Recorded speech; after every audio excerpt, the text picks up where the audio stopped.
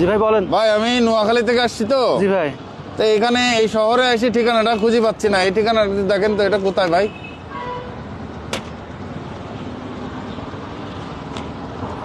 ঠিকানা বুঝতেছেন না? আচ্ছা আমার দেন, বুঝতেছেন না মনে হয়।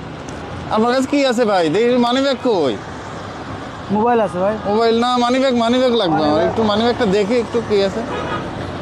আপনার ঘড়িটা তো ভালো, দেখি ঘড়িটা দেখি একটু ঘড়িটা। ঘোরা নেবেন? হ্যাঁ দেখি ঘড়িটা একটু দেখি না। নেন ভাই নেন।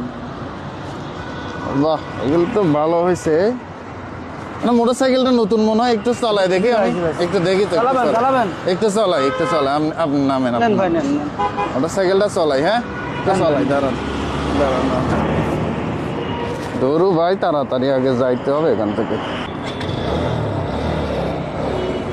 মাস্ক পরা কোনো অপরিচিত ব্যক্তি আপনাকে যদি এভাবে ঠিকানা দেয়, সেই ঠিকানা আপনি নাকের কাছাকাছি নিয়ে কখনোই পড়তে যাবেন না। এটার সাথে মেশানো থাকতে পারে কোনো শয়তানের নিঃশ্বাস, যার ফলে আপনাকে কোনো ভয়ভীতি দেখানো ছাড়াই আপনি সব দিয়ে দিবেন। ফাইনালি মোটরসাইকেল, সিএনজি যার যা আছে এটা দিয়ে দিবেন। অবশ্যই ভিডিওটি সবাইকে সচেতন করার জন্য শেয়ার করতে পারেন, হয়তো কোটি কোটি মানুষ এই বিপদ থেকে বেঁচে যাবে।